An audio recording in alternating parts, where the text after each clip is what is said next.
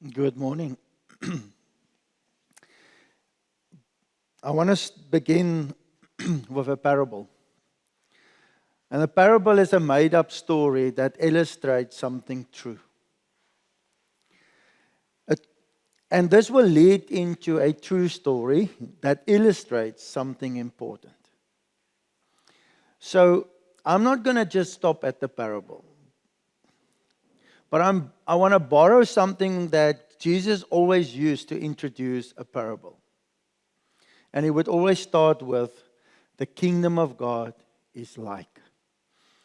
A 5-year-old girl was, her parents registered her for the swimming team. She loved it. She was so known and was so friendly and swimming in, and she enjoyed her swimming and she smiled all the time. She was like, this was the thing. And season 2 came, and in season 2, she was having the same results. She smiled a lot, but lost every time. And one week in this, she was writing her race plans on her wrist, and her mom said to her, honey, get out there and win this race. And startled, this little girl looked up and said, it's a race? I thought we were here to meet people. Swim, for her, meant meet. She was competing in a completely different race for a different prize. And nobody knew it. They judged her performance based on the rules she never subscribed to. They said she lost. But in the competition she was engaged in, she won every time she met someone new. If I were Jesus, I might have just dropped the mic here, get off the stage, because not every parable he explained. But today, I'm going to spend some time with this parable. Today, we are in part 4 of the Last Kingdom.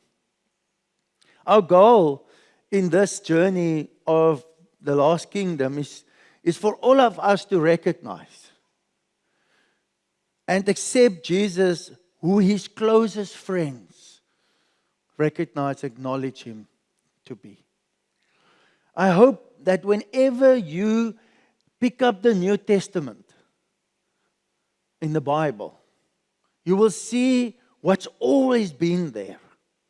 Every time you read and hear the term Christ, you would not think of it as a last name for Jesus, or even think of him as a sin forgiver, and even a promiser of heaven, but as the Messiah, God's anointed king, God's final king.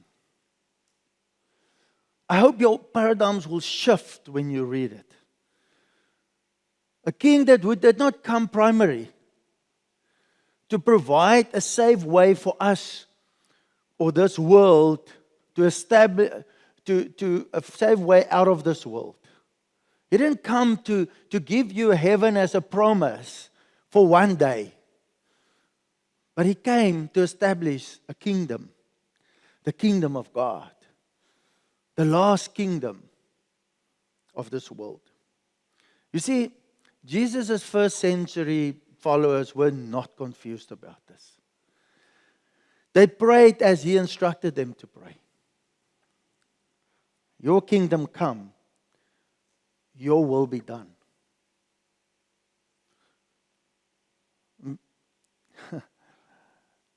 It's a profound thinking, because as you remember last week, I said the principle that you need to get is that your will be done is a prescribed to your kingdom come.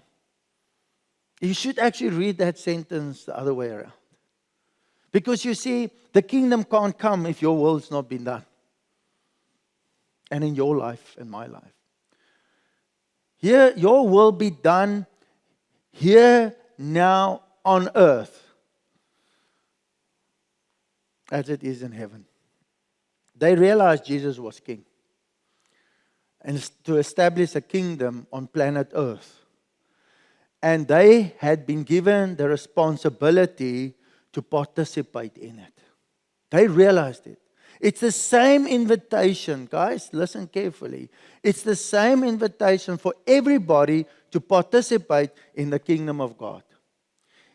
It worked because they submitted to Him as king and they submitted to His agenda.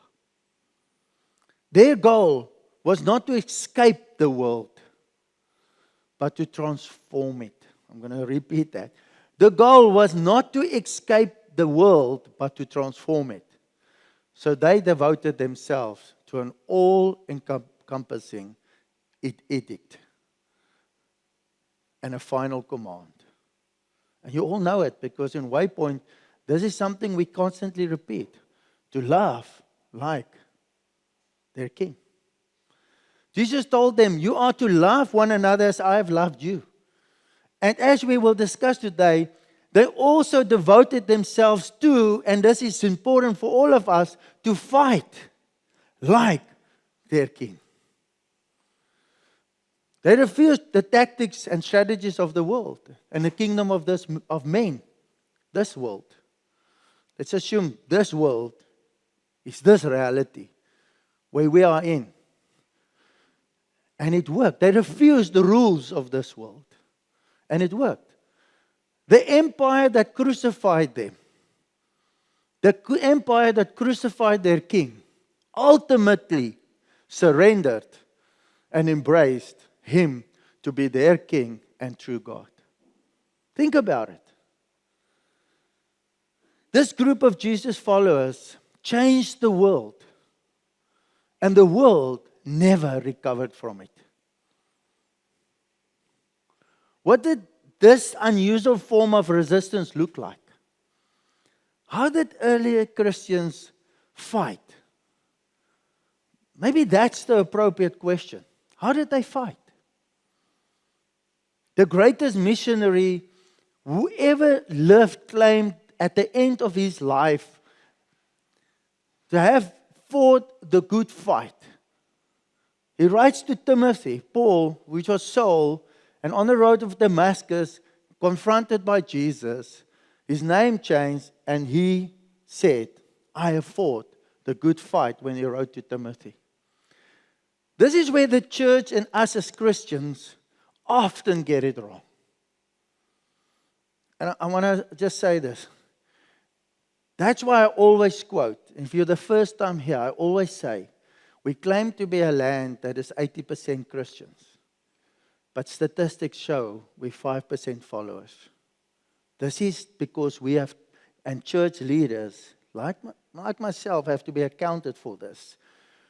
When the church employs a leverage or leverage kingdoms, often this world, and apply often this world tactics and tools to an attempt to further the kingdom of God, things go bad and things go backward.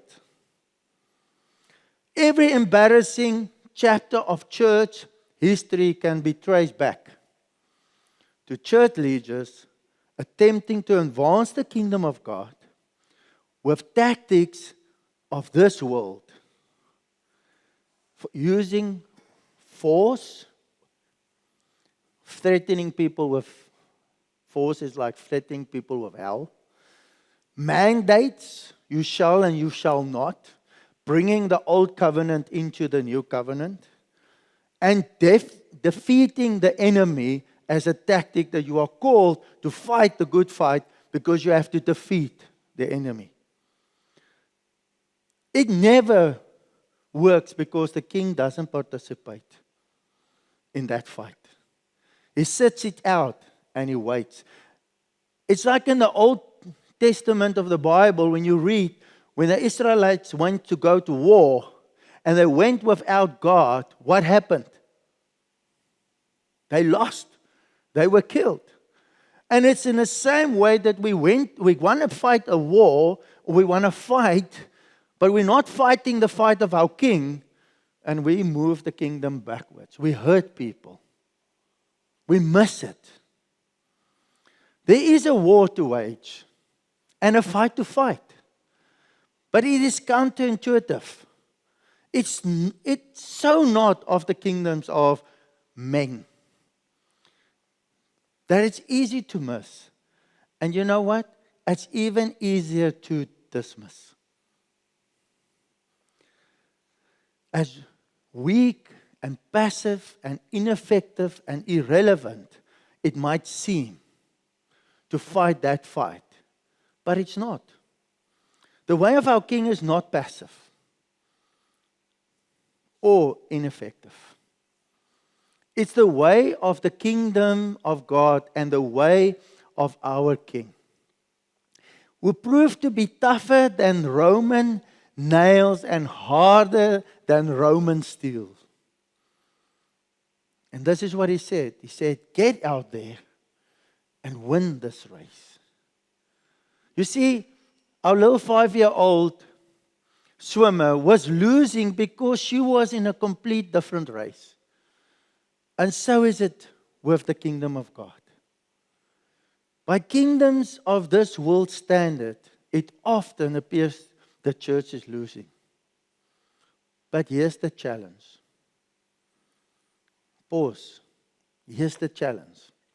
Open the New Testament and follow Jesus from the Jordan River to Jerusalem and to the cross. Even open Acts and follow Apostle Paul from Damascus, around the Mediterranean Rim, into Rome, where he was arrested and executed. Then ask yourself this question.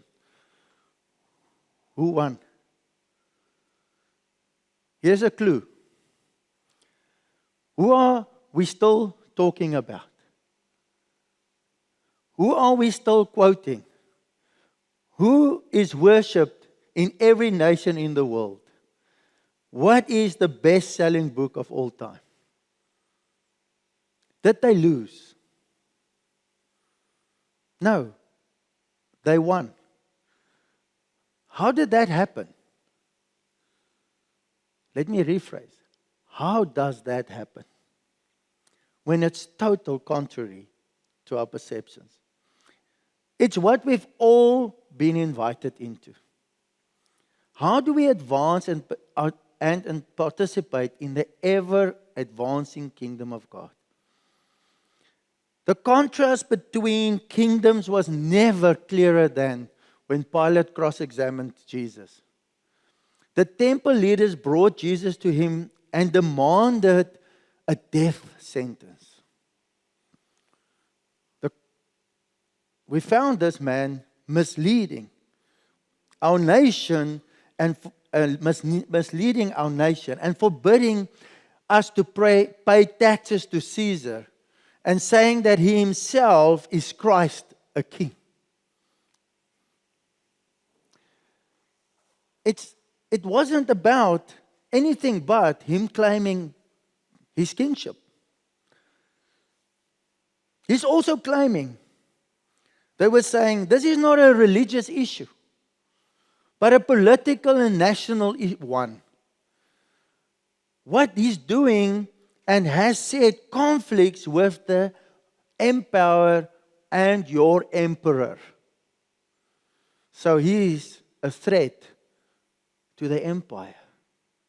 He's also claiming to be a Christ, to be the Christ, God's final king, which makes this so political for them. And so their claim was he deserves to die. So Pilate brings Jesus inside to question him privately, and Pilate asked Jesus, "Are you the king of the Jews?" Is that your own idea? Jesus asked, or did others talk to you about me?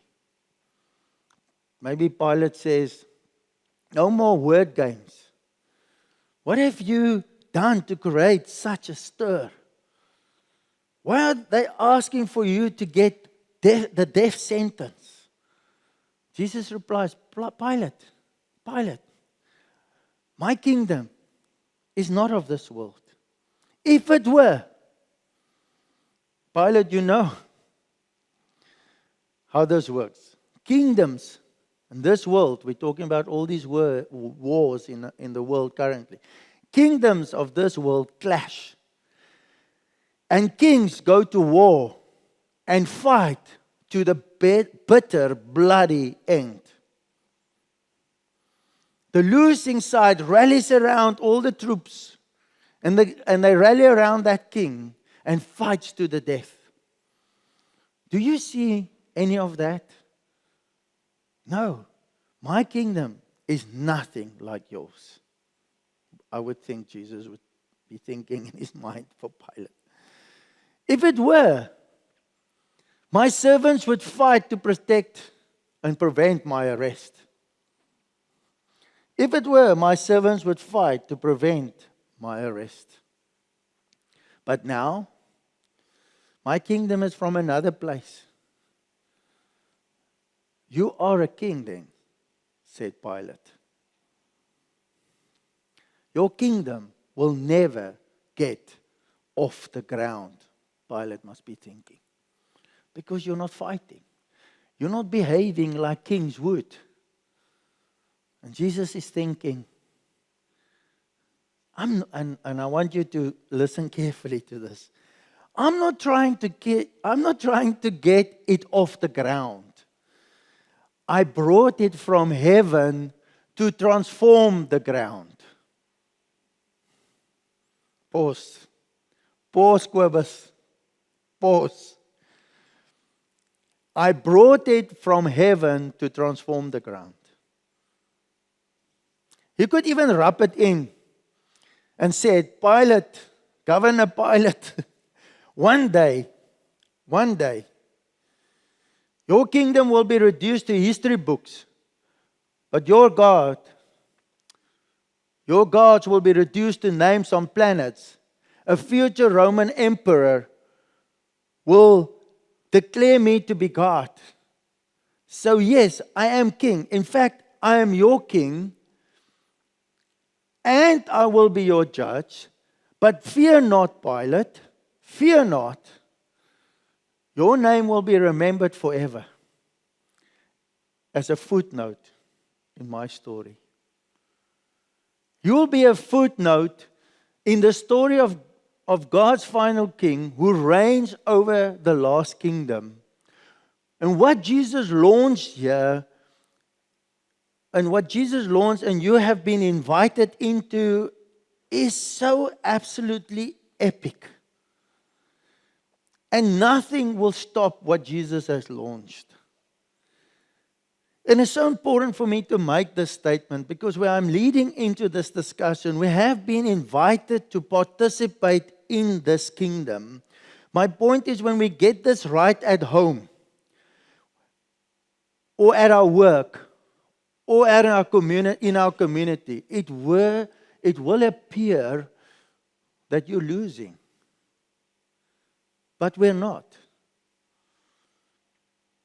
From the armpit of the Roman Empire to every modern nation, slowly and relentlessly, the kingdom of God makes its way, leaves its mark, and pulls people along in its wake.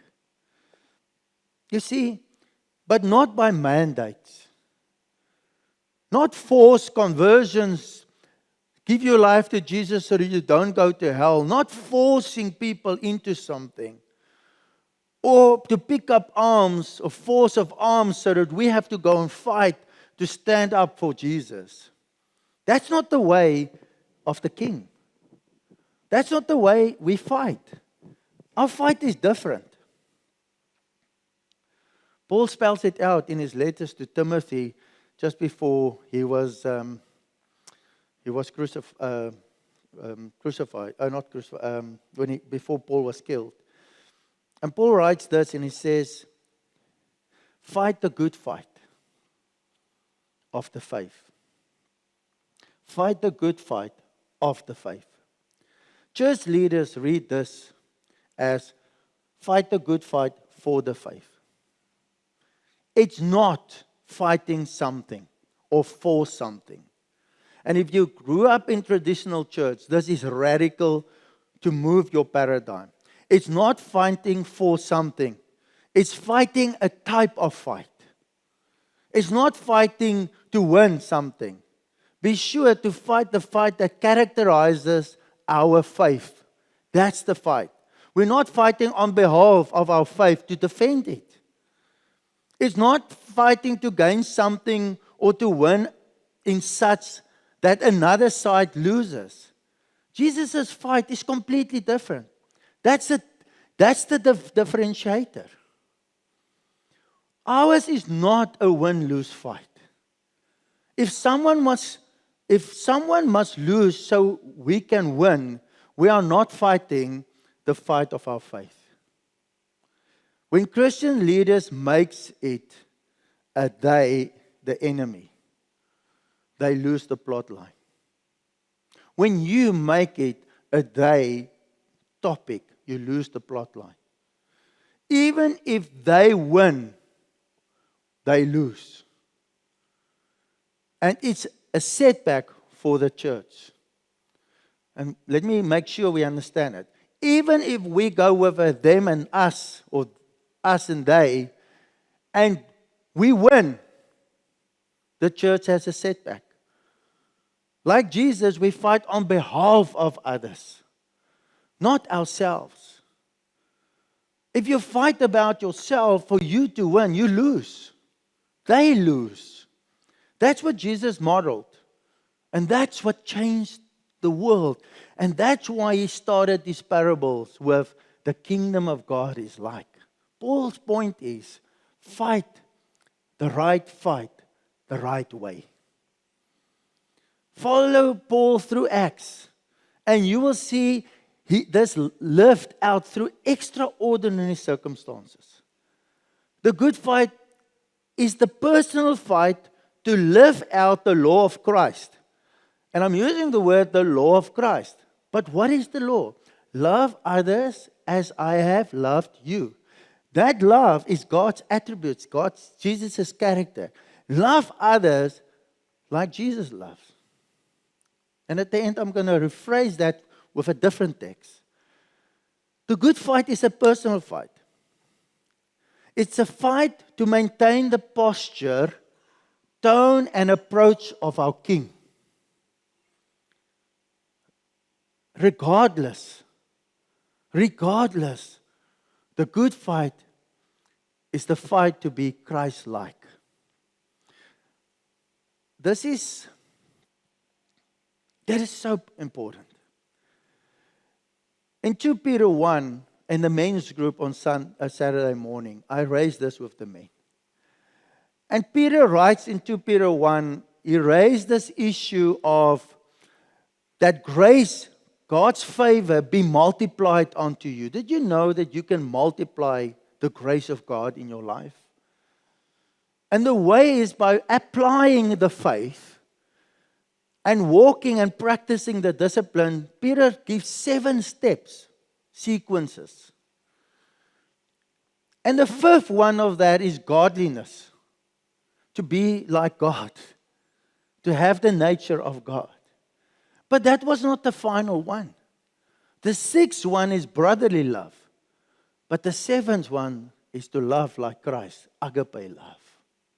You see, our fight is to manifest Christ-like love. It's to return good for evil. Pray for those who persecute us. And forgive those who aren't even asking for it or don't even care to forgive them. It's to be the good Samaritan and refuse to be the older brother in the prodigal son parable. in the good fight. Fight the good fight of the faith, Paul writes to Timothy. When you do, no one loses. When Jesus died, who lost? Nobody. Who won? Everyone did. For us to win is victory over our natural inclination to make this a win-lose battle. And this is important because if your life is all about living right, you are stuck in a win-lose battle because you're not clear around the grace of the kingdom and how love becomes the motive behind this life. Like the little girl in my parable, we are fighting a different fight for a better price. Years later, in Roman prison, and knowing his days are numbered, Paul writes his second letter to Timothy, and he says this, "For I am already being poured out like a drink offering, and the time for my departure is near. I have fought the good fight." We might say, well, Paul, you didn't fight hard enough. You're about to be executed. And he would insist, no, really, I fought a good fight. So you won? Yes. Who lost? Nobody. That's the point. That's how I know I won. Because you won. Because 2026 years later, here we are. You see, Paul declares, I won over my pride. I won over my envy of others. I won over my selfishness. I won over my desire for revenge. I won over the nature of right and wrong. I won over this principle of fighting to win. I have fought the good fight. I have finished the race. I have kept the faith. Not I have conquered the enemy. I have kept the faith. And so many times we look at our faith and we think we have to conquer. Yes, there is a process. It's a process of the death of self because Jesus already conquered. I lived like, loved like, this is what Paul would say, and fought like my King. I lived like, loved like, and fought like my King. That's the win. That's the real win. Don't miss this. Don't allow traditional theology and your traditional teaching think it's about this principle. Because here's the point. We tend to think, I need to be a disciple and go out. But you will be a false disciple if you cannot apply the characteristics. Because the real meaning of the word disciple in its original form is to follow, to imitate, to be like. Who? My King. Who's your King? It's not to go and do things for your King. It is to manifest the nature and characteristics of your King. The good fight is the fight to be Christ-like regardless. Regardless. This is the way we were all created to live. If you're struggling with purpose, this is it. To maintain the posture, the tone, and the approach of our King in all things. Jesus and Paul modeled this. They both lost. And they both won. Neither were cowards. Neither were passive. And the words of both of them literally will echo in eternity. Let's fight that fight. The good and the right fight. You have been invited to something better as a Christian. We have been commanded to do something better. It's the more difficult fight. Guys, it's easy to fight here and take revenge and hate and walk in unforgiveness, but it's you that's dying. It's not the other person. But you're invited into a new kingdom. We are to participate now already, not one day. It's not the stairway to heaven. He's the answer to a new kingdom, and He's the king to reign over your life. It is way more difficult fight. And the fight that may never be rewarded in this life. It's the fight that begins every morning when renewed submission before your king. It begins every morning with open hands saying, my life is yours. Take it. My life is yours. Take it. I want to follow you because you are my king. It's a race. It's not a belonging and a passive thing. It's an application. Yes, it's a race. But it's not the race most people are running. It's the race that matters most. You see, the race for the kingdom in this rules, like a lot of leaders has got it wrong, makes people tired. It makes you feel like you have to work to get into heaven. It's so old covenant stuff. When in this race, I am is in me, therefore I am. I practice the nature of Jesus to be my nature, His characteristics. That's the race. It's the race that matters most in your life. It's the race that changed the world. It's the race that, if we get it as a small faith community and a people wanting to create environments for even unbelievers to sense and experience the love of Jesus. It's not a principle of forcing people to believe. It's a principle that you and I are called to be and practice His characteristics so that people feel invited to come to Him as King that reigns over their lives and our lives. It's not something to force people into. It is something to be the example that invites people into. It can change the world again. If we, as followers of Jesus, as Christians, submit to bow to our King and to decide to love and fight like our King. Because 2026 years later, He's still the answer. He invites us to participate in a new kingdom, not one day, but now. And He invites us to manifest His characteristics as daily we lay down ourselves and this worldly desires and greed and self-righteousness. And amongst even all of that, we come and we serve like our King. That's why He came. He came to establish a kingdom for us to participate now already and to fight the right race, to fight like He has fought, to die to the self, to be His nature and His love unto all people. All people.